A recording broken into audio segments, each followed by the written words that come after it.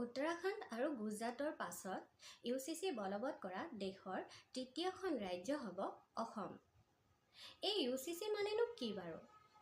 Uniform civil code বা UCC হৈছে দেশৰ সকলো ধৰ্মৰ লোকৰ বাবে একেখন উমৈহতীয়া আইন। বৰ্তমান ভাৰতত হিন্দু, মুছলমান, খ্ৰীষ্টিয়ান আদি বিভিন্ন ধৰ্মৰ লোকৰ বাবে নিজা নিজা ধৰ্মীয় ব্যক্তিগত আইন আছে। কিন্তু UCC বলবৎ হ'লে ধৰ্ম নিৰ্বিশেষে সমগ্ৰ ৰাজ্যখনৰ বাবে কেৱল এটাই নিয়ম হ'ব।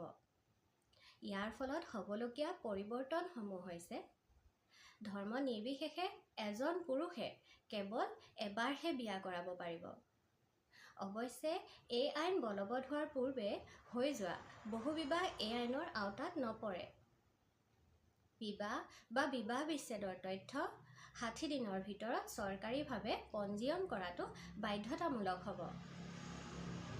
সকলো সম্প্ৰদায়ৰ বাবে বিবাহৰ ন্যূনতম বয়স ছোৱালীৰ ক্ষেত্ৰত 18 বছৰ আৰু ল'ৰাৰ ক্ষেত্ৰত 21 বছৰ ধাৰ্য কৰা হৈছে। প্ৰথম সম্পৰ্কীয় ভাই-ভনী বা ফাৰ্ষ্ট কাজিনছকে ধৰি প্ৰায় 37 বিধ তেজৰ সম্পৰ্কৰ মাজত বিবাহ সম্পূৰ্ণ নিষিদ্ধ হ'ব। পুত্ৰ আৰু কন্যা সন্তান উভয়ে পিতৃ-মাতৃৰ সম্পত্তিত সম অধিকাৰ লাভ কৰিব। স্বামীৰ মৃত্যু হ'লে পত্নী, সন্তান আৰু বৃদ্ধ পিতৃ-মাতৃৰ মাজত সম্পত্তি সমানে ভাগ হ'ব। যিসকল প্ৰাপ্তবয়স্ক যুৱক-যুৱতীয়ে চৰকাৰী বিবাহ অবিহনে একেলগে থাকিবলৈ লয়, তেওঁলোকে এমাহৰ ভিতৰত পঞ্জীয়ন কৰাটো বাধ্যতামূলক। এই সম্পৰ্কৰ ফলত সন্তান জন্ম হ'লে সেই সন্তানক বৈধ বুলি গণ্য কৰা হ'ব আৰু পিতৃ-মাতৃৰ সম্পত্তিত তেওঁলোকে অধিকাৰ পাব। সংগীয়ে প্ৰতাৰণা কৰিলে বা এৰি থৈ গ'লে মহিলাই ভৰণ-পোষণ দাবী কৰিব পাৰিব। অসমৰ জনজাতীয় লোকসকলক এই আইনৰ আওতাৰ পৰা বাহিৰত ৰখা হৈছে। তেওঁলোকৰ পৰম্পৰাগত ৰীতি-নীতি আৰু সংস্কৃতিৰ ওপৰত UCCয়ে কোনো প্ৰভাৱ নেপেলায়।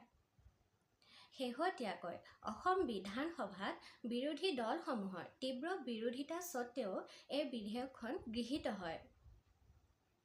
বিৰোধীয়ে কয় যে UCCত উল্লেখ থকা বহুতো বিষয় যেনে বাল্য বিবাহ, বহুবিবাহ আদি ৰোধ আৰু বিবাহ পঞ্জীয়ন ইতিমধ্যে দেশৰ বিভিন্ন বিদ্যমান আইনৰ অধীনত কাৰ্যকৰী হৈ আছে।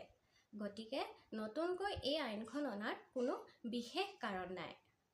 বিৰোধীয়ে প্ৰশ্ন কৰিছে, যদি জনজাতীয় লোকসকলক ইয়াৰ পৰা আঁতৰাই থোৱা হয়, তেন্তে এই আইনখন কেনেকৈ সমগ্ৰ ৰাজ্যখনৰ বাবে সম-নাগৰিক আইন বুলি ক'ব পৰা যাব?